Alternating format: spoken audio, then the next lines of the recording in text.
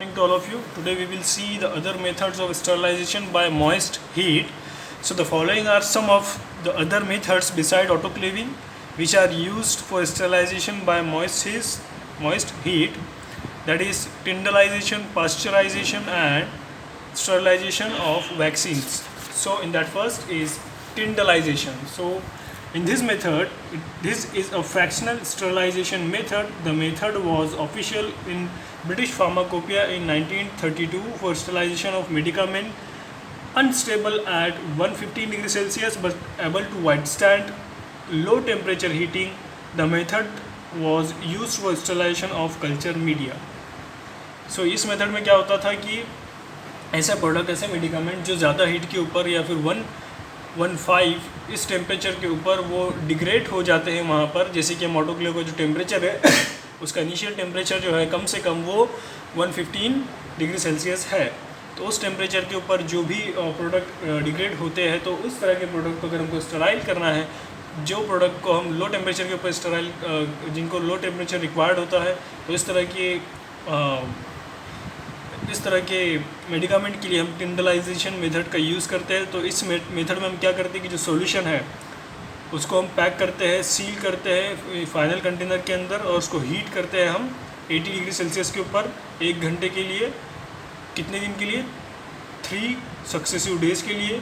उसके बाद में the first heating destroy the vegetative cells, यानी कि जब आप पहली हीट देते हो, यानी कि पहले दिन जो आप हीट देते हो तो उसके अंदर जो वेजिटेटिव सेल्स होते हैं वो डिस्ट्रॉय होते हैं, बट बैक्टीरिया स्पोर्स रिमेन उसमें रहते हैं। लेकिन this bacteria spores germinate into the vegetative forms in the interval between the first and second heating and are killed in the second heating। और जो बैक्टीरियल स्पोर्स है वो सेकंड हीटिंग के अंदर किल होते हैं और थर्ड हीटिंग के अंदर जो है वो सेफगार्ड प्रोवाइड करता है ताकि जो भी रिमेनिंग वहाँ पे जर्म, जो भी रिमेनिंग वहाँ पे स्पोर्स रहेंगे वो वहाँ पे किल होते हैं।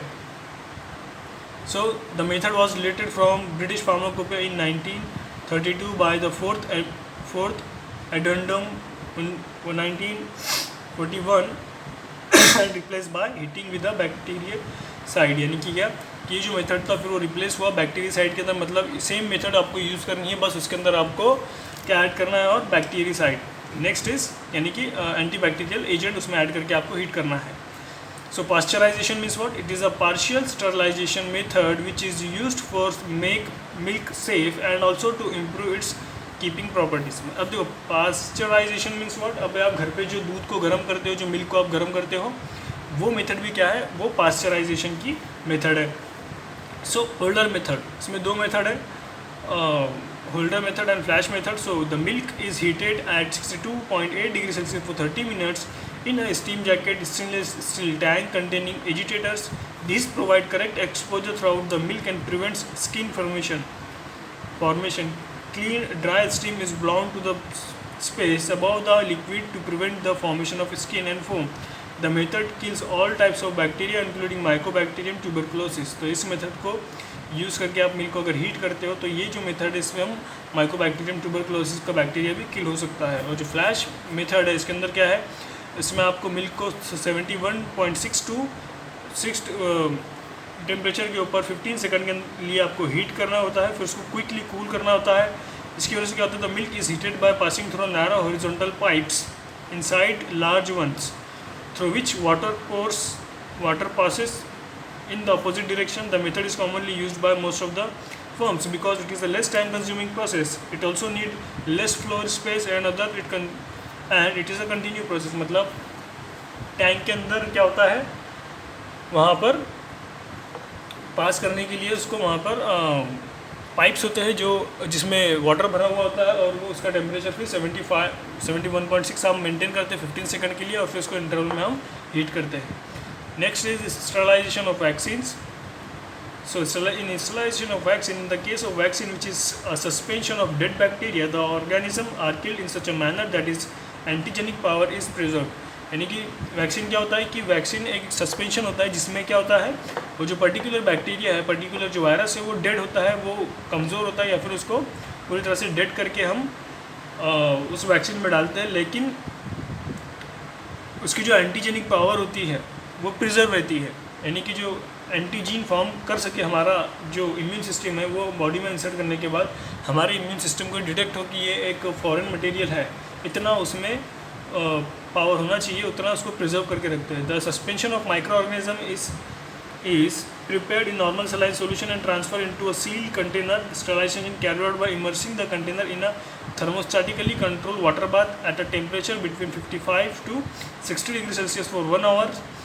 The strict aseptic precautions are absorbed to exclude any possibility of contamination. The vaccine is tested for sterility to confirm the proper sterilization of vaccine.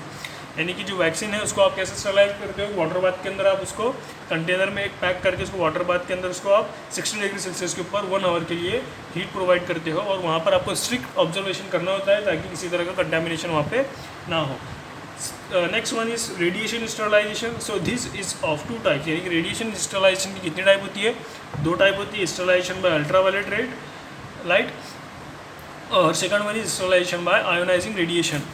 So in the first one, that is sterilization by ultraviolet light, direct sunlight can destroy microorganism on account of its ultraviolet rays for long wavelength. The sun emits both ultraviolet rays for longer as well as shorter wavelengths. The ultraviolet rays of shorter wavelength are absorbed by Earth's atmosphere. The antimicrobial activity of UV light depend on its wavelength. यानी कि जो सन में क्या होती है, ultraviolet raise होती है, लेकिन वो शॉर्ट भी होती है और लॉन्ग भी होती है, लेकिन जो उसकी एंटी बैक्टीरियल एक्टिविटी होती है वो किस चीज़ के ऊपर डिपेंड होती है कि वेवलेंथ के ऊपर उसकी वो एंटी बैक्टीरियल एक्टिविटी या एंटी माइक्रोबियल एक्टिविटी डिपेंड होती है। It is maximum at 265 nanometre पर वेवलेंथ, यानी कि जो उसका वेवलेंथ होता है वो कितना होता है, 265 उसका वेवलेंथ होता है। Ultraviolet rays from sterilization is produced by passing a low current at high voltage through mercury vapor in a evacuated gas tube. यानी कि आपको अगर अल्ट्रावायलेट रेज के थ्रू स्टरलाइजेशन करना है तो कैसे करेंगे आप, by passing a low current at high voltage, यानी कि हाई वोल्टेज के ऊपर एक इलेक्ट्रिक का छोटा सा शॉक देंगे आप, जिसकी वजह से मर्क्यूरी के वेपर्स फॉर्म होंगे इन एवोकेटेड गैस ट्यूब के अंदर, और वहाँ पर इस तरह से फिर स्टरलाइजेशन देखने को हमको मिल सकती है। उसके बाद में उसके है application. So it is used for sterilization of air to prevent cross infection in hospital, यानी कि एयर के अंदर इस तरह की स्टरलाइजेशन का करते हैं ताकि जो एयर के अंदर जो भी इन्फेक्शन है वो किल कर सके। It is used for sterilization and maintenance of aseptic area in the pharmaceutical industry. तो फार्मास्यूटिकल इंडस्ट्री में जो एरिया हमको असेप्टिक कंडीशन में मेंटेन करने के लिए रखना होता है, उस कंडीशन में हम इस तरह की मेथड को यूज़ करते हैं। It is packed for sterilization of thermolabile substance, therefore packing that is destruction of the virus of homologous serum, jaundice in plasma and inactivation of viruses and bacteria in vaccine production। यानी कि क्या, crystallisation of थर्मोलाइबल, यानी कि ऐसे product जो कि ज़्यादा temperature के ऊपर किल हो जाते हैं, तो इस तरह के बैक्टीरिया, उस तरह के फॉर्मुलेशन के अंदर हम जो है वो अल्ट्रावायलेट लाइट्स का यूज़ करते हैं। उसी तरह से इसके डिसएडवांटेजेस भी है, जैसे कि ultraviolet rays have a low penetration power, so it is not applicable for the sterilization of packed material। यानी कि ऐसे मटेरियल जो कि पैक्ड होते हैं उस तरह के मटेरियल को ये मेथड सूटेबल नहीं है, ताकि क्योंकि उसका पेनिट्रेशन पावर जो है वो लो होता है, इसकी वजह से आप पैक्ड मटेरियल या पैक्ड फार्मास्यूटिकल मटेरियल को स्टरलाइज नहीं कर सकते। Next is UV rays are less effective against organism in the atmosphere और on the surface if the relative humidity is high. यानी कि क्या कि यूवी रेज जो होता है ये कम इफेक्टिव है किसके against, organisms in the atmosphere और surface of the relative humidity, यानी कि ऐसा एटमॉस्फेयर जिसमें ह्यूमिडिटी प्रेजेंट हो वहाँ पर यूवी रेज जो है वो कम इफेक्टिव होती है। उसी तरह से स्टरलाइजेशन बाय आयोनाइजिंग रेडिएशन अगर हम देखेंगे तो इसके अंदर द आयोनाइजिंग रेडिएशन और एक्सरे एंड गामा रेज, यानी कि इसके अंदर आप किस तरह से स्टरलाइजेशन करते हो, जो एक्स रेज होती है, जो गामा रेज होती है, उससे इस मेथड में स्टरलाइजेशन होता है। These are lethal to bacteria and destroy the nuclei of the cell, यानी कि क्या करती है ये रेज, जो बैक्टीरिया होती है उसके लिए वो लीथल होती है, यानी कि उसको किल कर सकती है वो, और ये कहाँ पर अटैक करती है बैक्टीरिया के, उसके न्यूक्लियाई के ऊपर अटैक करती है, उसके सेल के न्यूक्लियाई के ऊपर अटैक करती है। So gamma rays are produce from radio isotonic source such as cobalt 60 और केसियम 137 और electron energized by a suitable electron accelerator. यानी कि जो गामा रेज है वो कहाँ से प्रोड्यूस होती है, कोबाल्ट 60 और केसियम 137, या फिर इलेक्ट्रॉन्स है उसको अगर हम एनर्जाइज करते हैं सूटेबल इलेक्ट्रॉनिक एक्सेलरेटर से तो ये रेस जनरेट होती है। A dose of 2.5 minutes is generally accepted as adequate although other dosage levels में ऑल्सो भी employed. So other dosage level भी आप डाल सकते हैं, लेकिन जनरली जो हम डोज लेते हैं गामा रेस का बैक्टीरिया को किल करने के लिए वो 2.5 मार्ट्स है। Next, the material to be sterilized is packed in a final container and then exposed to ionizing radiation। यानी कि जो मटेरियल है जो हम क्या करते हैं फिर उसको पैक करते हैं फाइनल कंटेनर के अंदर, उसके बाद में उसको हम आयोनाइजिंग रेडिएशन के लिए उसको रखते हैं। फिर ionizing radiation are much more efficient as a sterilizing agent than ultraviolet rays. यानी कि जो आयोनाइजिंग रेडिएशन है वो मच मोर इफेक्टिव है as compare to sterilizing agent than ultraviolet rays. So उसके एडवांटेजेस है और सर्टन उसके डिसएडवांटेजेस है जो आपको घर से देखने हैं। उसके बाद में उसके एप्लीकेशन जो है वो हम देखेंगे, वो ये है कि the method is mainly used for sterilization of plastic, syringes, hypodermic needles, scalpels, surgical blades and adhesive dressing. तो इस तरह की जो इंस्ट्रूमेंट है यानी कि मोस्ट ऑफ जो सर्जिकल ड्रेसिंग है उनको स्टरलाइज करने के लिए हम इस मेथड का यूज़ कर सकते हैं। It is also use for sterilization of bone, tissue, transparent, plastic, tubing, catheter और सूचर। तो इस तरह की जो ह्यूमन रिलेटेड थिंग्स होती है उसको भी हम स्टरलाइज कर सकते हैं इस मेथड से। And it is used for sterilization of thermolabile medicaments, यानी कि ऐसे मेडिकामेंट्स जो कि थर्मोलाइबल होते हैं यानी कि जो हीट सेंसिटिव प्रोडक्ट होते हैं उसको भी हम स्टरलाइज कर सकते हैं। उसके बाद में next we will see chemical method of sterilization. So in chemical method of sterilization there are two types. The first one is sterilization by heating with a bactericide और second one is gaseous sterilization। यानी कि देखो जो first method है that is sterilization by heating with a bactericide, यानी कि ये method में आप क्या करते हो कि सेफली आपको जो भी प्रोडक्ट को स्टरलाइज करना है उसमें आप क्या करते हो कि एक बैक्टीरियासाइड यानी कि ऐसा एजेंट जो कि बैक्टीरिया को किल करता है उस एजेंट को आप उस पर्टिकुलर प्रिपरेशन में ऐड करके उसको हीट करते हो, जिसकी वजह से क्या होता है कि फॉर एग्जांपल अगर आपको एक प्रिपरेशन को हीट यानी कि स्टरलाइज करने के लिए उसको 115 डिग्री सेल्सियस का टेम्परेचर रिक्वायर्ड है, लेकिन अगर आप उसी प्रिपरेशन के अंदर एक बैक्टीरियासाइड को ऐड करके यानी कि ऐसा एजेंट जो कि बैक्टीरिया को किल करता है उस तरह के एजेंट को आप ऐड करके उसको हीट करते हो, तो क्या होगा कि आपको जो टेम्परेचर 115 रिक्वायर्ड था वो आपको फिर कितना लगेगा 98 और 100, यानी कि कम टेम्परेचर और कम टाइम के अंदर वो चीज़ स्टरलाइज हो सकती है if we added a bactericide in that particular preparation. So these are the table which provide us bactericides which are given in the table 1. For example, if अगर हमको कोई इंजेक्शंस को स्टरलाइज करना हो तो उसमें किस तरह का बैक्टीरियासाइड और कितनी उसकी क्वांटिटी होनी चाहिए, उसका कॉन्सेंट्रेशन कितना होना चाहिए वो इस टेबल में बताया। जैसे कि क्लोरोक्रेसॉल जो है वो 0.2 और फिनिल मर्क्यूरिक एसिटेट और फिनिल मर्क्यूरिक नाइट्रेट वो 0.002 उसका परसेंट होना चाहिए वेट बाय वॉल्यूम, उसका कॉन्सेंट्रेशन होना चाहिए। और if in the case of eye drops तो बेंजोअल्कोनियम क्लोराइड ये क्या है, ये बैक्टीरियासाइड है जो 0.01 वेट बाय वॉल्यूम उसका होना चाहिए। उसी तरह से फिनिल मर्क्यूरिक एसिटेट और फिनिल मर्क्यूरिक नाइट्रेट 0.002 और थायोमर्साल का 0.01 और क्लोरो हेक्सेडीन एसिटेट का 0.01। सो the preparation is then transferred into a final container which is then sealed so as to exclude organism and heated at 98 to 100 degree Celsius for 30 minutes by heating in a boiling water। फिर आपको ये agent उस particular material में या उस particular preparation में add करके उसको आपको हीट करना है 98 to 100 degree Celsius for 30 minutes in boiling water bath. तो फिर वो जो प्रिपरेशन है we can say that it is sterilized preparation. So the bactericide should possess the following properties. So जो बैक्टीरियासाइड यानी कि ऐसा एजेंट जो बैक्टीरिया को किल करता है अगर हम वो ऐड कर रहे हैं तो उसकी प्रॉपर्टीज़ क्या होनी चाहिए, it should be non toxic होना चाहिए, कंपैटिबल विद मेडिकामेंट, उसमें मेडिकामेंट के साथ जो मेडिकामेंट में हम उसको ऐड कर रहे हैं उसमें किसी तरह का उसमें रिएक्शन फॉर्म नहीं करना चाहिए, वो उससे क्या होना चाहिए, वो कंपैटिबल होना चाहिए, उस फॉर्मूले से वो सूटेबल होना चाहिए। उसके बाद में stable and active at various pH, यानी कि अगर हमारी प्रिपरेशन का पीएच अगर हम चेंज करते हैं तो उसके साथ वो स्टेबल होना चाहिए, पीएच चेंज करने के बाद वो डिग्रेड नहीं होना चाहिए।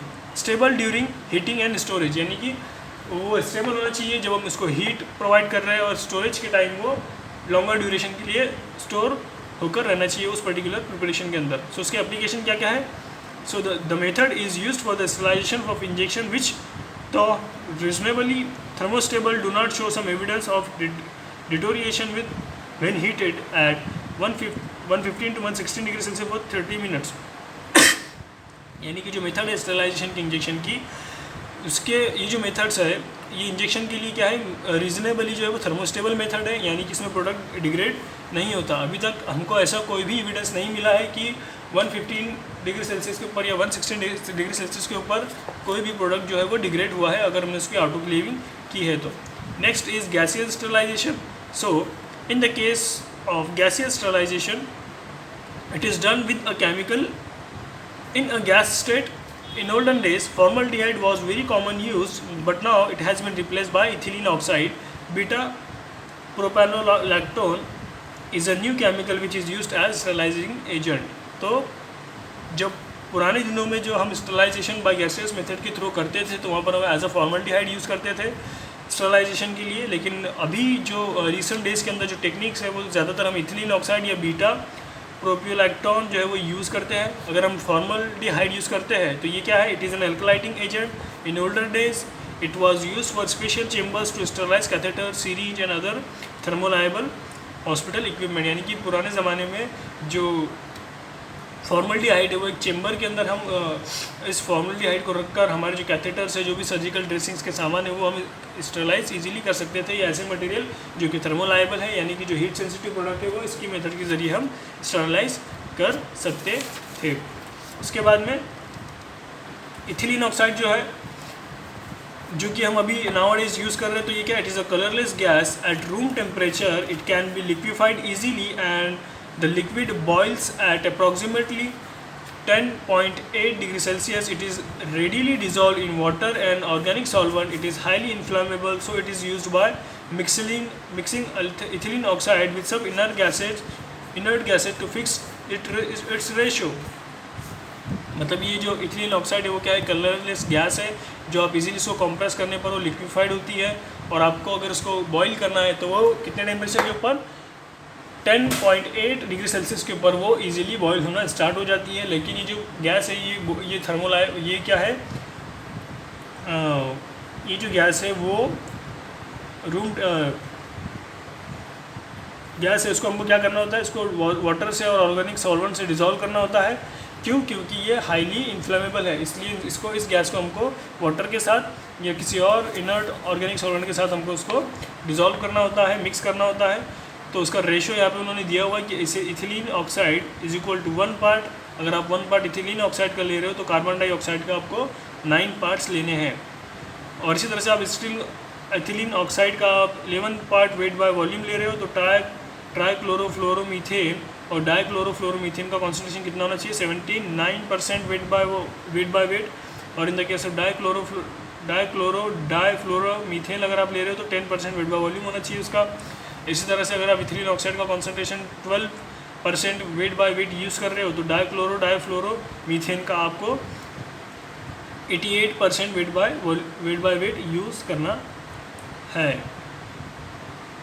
So carbon dioxide is not so popular because it has a very high vapour pressure. यानी कि जो कार्बन डाइऑक्साइड है वो ज़्यादातर अब यूज़ नहीं करते। क्यों? क्योंकि उसका जो वेपर प्रेशर है वो कैसा है, ज़्यादा हाई है। इसलिए the sterilization is done in a chamber which can be heated to the desired degree of temperature. The material to be sterilized is packed in the temperature and it is treated with the sterilizing mixture for the stated time. यानी कि जो इस तरह इस method का आपको use करके अगर स्टरलाइज करना है तो एक चेम्बर लेना है आपको, उसमें आपको जो भी चीज़ स्टरलाइज करनी उसको रखना है और फिर आपको जो गैस है वो उसमें पास करनी है। So using ethylene oxide in the absence of air, अगर एयर के एब्सेंस में अगर आपको इथिलीन ऑक्साइड को यूज़ करना है तो कैसे करोगे। सो यहाँ पे the exposure is carried out in the evacuated sterilizer at atmospheric pressure. Pure ethylene oxide और मर्क्यूरी और mixture containing 90% ethylene oxide and 10% carbon dioxide is used as sterilizing agent. यानी कि क्या कि एक्सपोजर जो है आपको जो एक्सपोजर है वो क्या है, एवोकेटेड स्टरलाइजर का एटमॉस्फेरिक प्रेशर के ऊपर होता है। लेकिन प्योर एथिलीन ऑक्साइड आपको उसमें यूज़ करना है containing 90% and 10% carbon dioxide as a sterilizing agent. So अब ये कैसे एक्ट करती है, तो ethylene oxide kills microorganism by alkylation of protein molecules, यानी कि जो बैक्टीरिया में या वायरसेस में जो भी प्रोटीन मोलिक्यूल होता है उसको वो किल करती है। It is active against all types of micro organism, यानी कि जितने भी micro organism till now present है ये सब में क्या है, एक्टिव है। अब so there are factors which influence the efficacy of ethylene oxides. So temperature, sterilization can be done at room temperature, but it takes a long time. It is very effective at a temperature of 40 degree Celsius, यानी कि क्या कि temperature एक factor है। अगर आप उसको room temperature के ऊपर स्टेलाइज करते हो तो ये ज़्यादा टाइम लेता है, लेकिन अगर आप उसको आप अगर 40 डिग्री सेल्सियस तक के हीट करके यूज़ करते हो तो वो जल्दी से कम टाइम रिक्वायरमेंट उसकी होती है। Next is concentration. So it is very effective in concentration between 200 mg to 1 gram per litre इसका कॉन्सेंट्रेशन होना चाहिए। तो ये जो है वो मच मोर इफेक्टिव होती है इस तरह के कॉन्सेंट्रेशन के अंदर। Next is relative humidity also एक इंपॉर्टेंट रोल प्ले करती है। 40 to 50% जो मॉइस्चर है वो नेसेसरी है मैक्सिमम इफिकेसी के लिए इथिलीन ऑक्साइड की as a sterilizing agent. And power of penetration. So ethylene oxide has a high penetration power. It can penetrate through paper, fabrics and a number of plastics and rubbers. Ethylene oxide is very superior sterilizing agent because of its SAID factor. उसके better penetration power की वजह से ये क्या है, बहुत ज़्यादा popular है। ये इवन हमारे जो फैब्रिक्स है, जो पेपर्स है, उसको भी स्टरलाइज कर सकती है, उसको भी वो उसमें भी पेनिट्रेट वो इजीली कर सकती है। Next is absorption. Many material absorb ethylene oxide and so it causes reduction of the gas concentration in the chamber atmosphere.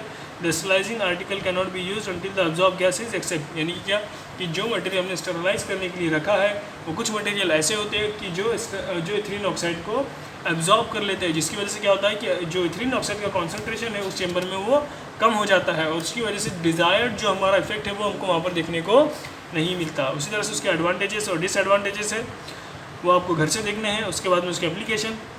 So this method is used for sterilization of thermolabile material such as rubber and plastic items.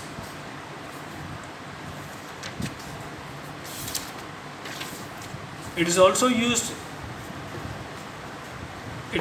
used for sterilization of delicate instrument or electric diagnostic instrument which are used in the operation theater। मतलब operation theatre के अंदर जो भी delicate instrument होते हैं, जो भी electronic diagnostic instrument होते हैं, उसको भी स्टरलाइज करने के लिए आप इस गैस का यूज़ कर सकते हो। This method is applicable for sterilization of powder packed in plastic और cellophane envelopes which are permeable to gases, यानी कि इस तरह के जो पाउडर मटेरियल होते हैं जो कि गैस को परमिएबल होते हैं उसको भी आप यूज़ कर सकते हो। इससे आप इंस्ट्रूमेंट, मेटालिक इक्विपमेंट, सिरिंजेस और नीडल्स को भी स्टरलाइज कर सकते हो। उसी तरह से बीटा प्रोपियोलैक्टोन करके गैस है वो भी आप as a sterilizing agent use कर सकते हो। So next one is sterilization by mechanical methods. So अब तक जो भी हमने मेथड देखी वो थी ड्राई हीट और मॉइस्ट हीट, जो भी हमने मेथड देखी अब तक वो कौन कौन सी देखी, वो हमने देखी अभी तक के ड्राई हीट देखी, मॉइस्ट हीट देखी हमने, केमिकल हीट देखी हमने, यानी कि फिजिकल मेथड्स देखी, केमिकल मेथड्स देखी। अब हम देखेंगे मैकेनिकल मेथड्स।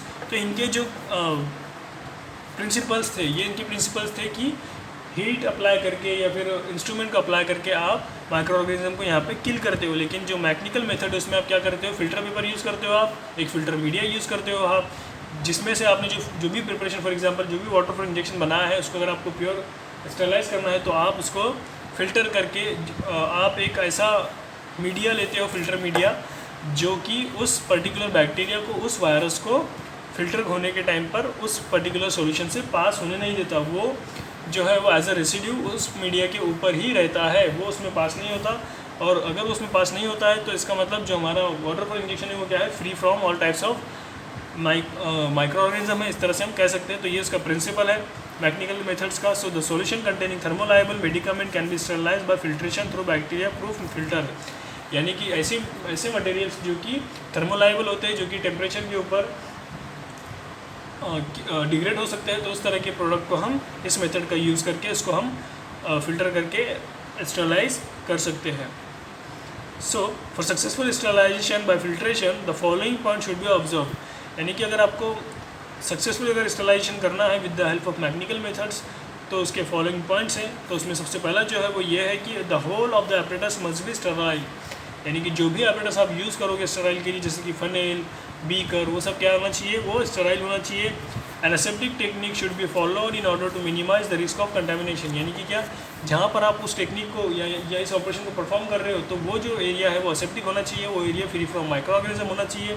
उसके बाद में assembly of filtration unit should be adjusted that there is minimum exposure of filtrate to be atmosphere, यानी कि जो फिल्ट्रेट असेंबली है वो इस तरह से फिट होनी चाहिए ताकि जो फिल्ट्रेट है वो कम से कम जो है वो बाहर के एटमॉस्फेयर से कांटेक्ट में आ सके। So the filter selected must be enough to obstruct the passage of all bacteria, यानी कि जो फिल्टर पेपर या फिल्टर मीडिया आप सिलेक्ट कर रहे हो वो ऐसा होना चाहिए कि वो all types of micro bacteria को पास ना होने दे वहाँ पर। वही अब किस चीज़ के ऊपर डिपेंड है कि हमको सारे माइक्रो ऑर्गेनिज्म की साइज़ पता करनी होगी कि कितनी उनकी साइज़ होती है, और ऐसा फिल्टर मीडिया यूज़ करना होगा कि वो उस साइज़ के बैक्टीरिया को वहाँ से पास होने ना दे। तो उसमें जो सिरेमिक फ़िल्टर है फर्स्ट, जो कि filter paper as a filter use करते हैं हम। So these are also called filter candles, इसको हम फिल्टर कैंडल्स भी बोलते हैं। These are made of porcelain और kieselguhr and are available in a range of pore size. These candles are numbered according to their pore size. Kesselgar filters are usually softer than the porcelain type.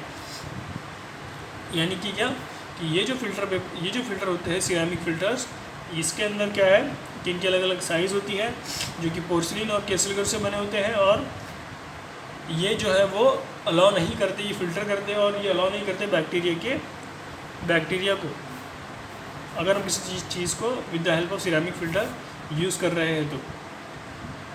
So next is Seitz filter. So Seitz filter क्या होता है, it consist of two parts. The lower part hold a perforated disc, यानी कि जो lower part है वो क्या, perforated disc होती है। On the compressed asbestos sheet is placed, two parts are joint together with the help of nuts, यानी कि यहाँ पर परफोरेटेड प्लेट होती है जिसमें आप पेपर रखते हो, आपका फिल्टर पेपर, और फिर उसको आप दो शीट्स के बीच में लॉक करते हो with the help of nut as shown in figure 13.3. There is a asbestos sheet is made up of asbestos fibers but may not contain cellulose or alkaline earth such as magnesium compound. The asbestos pads are also once only and then discarded, यानी कि इसमें जो pad होता है, यानी कि जो filter media हम यूज़ करते हैं वो हम क्या यूज़ करते हैं, एस्बेस्टॉस पैड, जिसमें क्या प्रेजेंट नहीं होता, जिसमें सेल्यूलोज या अल्कलाइन अर्थ और मैग्नीशियम कंपाउंड प्रेजेंट नहीं होते, और ये जो है वो वन टाइम यूज़ के लिए बने होते हैं। एक बार यूज़ करने के बाद आपको उसको डबल से यूज़ करना नहीं होता। So asbestos pad may yield alkali and cause precipitation of alkaloids from aqueous solution of their salts. Due to the fibrous nature of asbestos pad, it may shed fibers into the filtrate and also absorb drug from solution. यानी कि ये जो है इसमें किस चीज़ से बना होता है, ये एस्बेस्टॉस ये बना होता है फाइब्रियस नेचर का होता है, जिसकी वजह से क्या होता है कि वो चांसेस होते हैं कि वो हमारा मटेरियल जो है एब्जॉर्ब कर सकता है, या फिर उस मटेरियल में जो भी ट्रेस रहेगा कलर का वो हमारे प्रिपरेशन में उस तरह का कलर आ सकता है हमारी प्रिपरेशन के अंदर। उसी तरह से नेक्स्ट है सिंटर्ड ग्लास फिल्टर।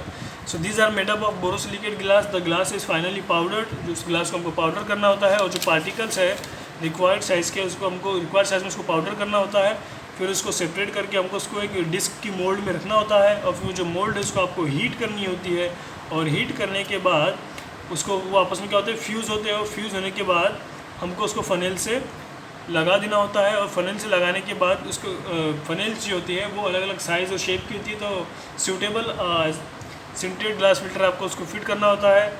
फिर उसके बाद में आप क्या करते हो, for bacteria proof filtration number 5 और नंबर 3 मस्ट बी यूज, यानी कि जो सिंटर्ड ग्लास फिल्टर की जो 5 नंबर और 3 नंबर का जो मीडिया होता है वो आप जनरली यूज़ करते हो बैक्टीरिया प्रूफ फिल्ट्रेशन के लिए। The filtration is carried out under a reduce pressure as shown in figure number 13.4। तो ये 13.4 की एग्जांपल है जहाँ पर आप यूज़ करते हो। यहाँ पर सिंटर्ड ग्लास लगा हुआ होता है, यहाँ पर आपको सेल्यूलोज की फिल्म डिस्क होती है जहाँ पर आप अपना जो भी मटेरियल टू बी स्टरलाइज जो करना है हमको हम यहाँ पे डालते हैं, और यहाँ से क्या होता है वैक्यूम पंप लगा हुआ होता है जो कि यहाँ पे प्रेशर क्रिएट करता है। प्रेशर क्रिएट करने की वजह से क्या होता है, जो मटेरियल यहाँ पे हमने पोर किया है वो फिर फ़िल्टर होता है, और फिल्टर होने के बाद यहाँ पर वो जमा होता है और जो बैक्टीरिया है वो इसके अपर लेयर के ऊपर जमा होता है। तो इस तरह से सिंटर्ड ग्लास फिल्टर का मैकेनिज्म है। उसके बाद में जो नेक्स्ट है वो sintered metal filter. So these are the metallic container part of sintered glass filter. These are usually made from stainless steel. They have a packed advantage of having greater mechanical strength but are liable to attack by solution passing through them. यानी कि जो sintered metal filters होते हैं, यानी कि जो metal के बने होते हैं, वो क्या करते हैं, उनका जो है वो उनका एडवांटेज ये है कि उसकी ग्रेटर मैकेनिकल स्ट्रेंथ होती है क्योंकि वो स्टील का बना होता है इसलिए। और उसके बाद में जो सोल्यूशन है, लेकिन इसका डिसएडवांटेज ये है कि जो सॉल्यूशन है वो स्टील के साथ में रिएक्ट कर सकता है और सॉल्यूशन के ऊपर अटैक हो सकता है। तो ये उसका एक डिसएडवांटेज है। Next is membrane filter. So membrane filter cellulose acetate और सेल्यूलोज नाइट्रेट के बने हुए होते हैं। This are fixed metallic holder similar to those used in asbestos patch. यानी कि क्या, ये जो असेंबली है, सेम इस असेंबली में आप एस्बेस्टॉस पैच की जगह पर सेल्यूलोज या फिर ये मेम्ब्रेन फिल्टर भी यूज़ कर सकते हैं जो कि सेल्यूलोज के बने होते हैं। उनकी अलग अलग पोर साइज़ होती है, उसकी रेंज होती है 100 to 150 माइक्रो और this are also called as millipore filters. को हम मर्क मिलीपोर फिल्टर के नाम से भी ये फिल्टर्स अवेलेबल है। So membrane filters are suitable for sterilization and oily solution but are not suitable for organic solvents such as alcohol, ketones, esters और chloroform. तो इस तरह की प्रिपरेशन के लिए ये सूटेबल नहीं होते। और स्टरलाइजेशन जो है वो 4 स्टेप इन्वॉल्व होती है उसमें पहली स्टेप क्या है, filtration of the solution through one of the bacteria proof filter which have been describe. अब यानी कि फिल्ट्रेशन जो है वो बैक्टीरिया प्रूफ फिल्टर आपको यूज़ करना है। उसके बाद में aseptic distribution of filter solution into the previously sterilize final container. यानी कि असेप्टिक डिस्ट्रीब्यूशन होना चाहिए वहाँ पे जो हमारा फिल्टर्ड सॉल्यूशन है वो प्रीवियसली स्टरलाइज और यानी कि ऐसे कंटेनर में इसको रखना है हमको जो कि ऑलरेडी स्टरलाइज की हुई, यानी कि जो हमने प्रिपरेशन स्टराइल की है उसको हमको स्टराइल करने के लिए जो हम कंटेनर यूज़ करेंगे वो ऑलरेडी स्टराइल उसका होना ज़रूरी है। उसके बाद में aseptic closure of the container, यानी कि जब हम उसको क्लोज करेंगे कंटेनर को तो वो भी असेप्टिक सिचुएशन के अंदर उसको स्टराइल करके आपको उसको क्लोज करना है। और परफॉर्मिंग द स्टेरिलिटी टेस्ट, फिर उसके बाद में आपको उसकी स्टेरिलिटी टेस्ट परफॉर्म करनी है कि वहाँ पर और किसी तरह की माइक्रो ऑर्गेनिज्म प्रेजेंट है या नहीं। So sterility test are required to be perform on injection sterilize by filtration. यानी कि ये ज़रूरी है, नेसेसरी है कि अगर आप फिल्ट्रेशन मेथड इंजेक्शन के लिए यूज़ कर रहे हैं तो आपको उसको स्टेरिलिटी की टेस्ट परफॉर्म करनी है। So there are certain advantages of bacterial filtration and certain disadvantages that we have to see yourself. And next is application.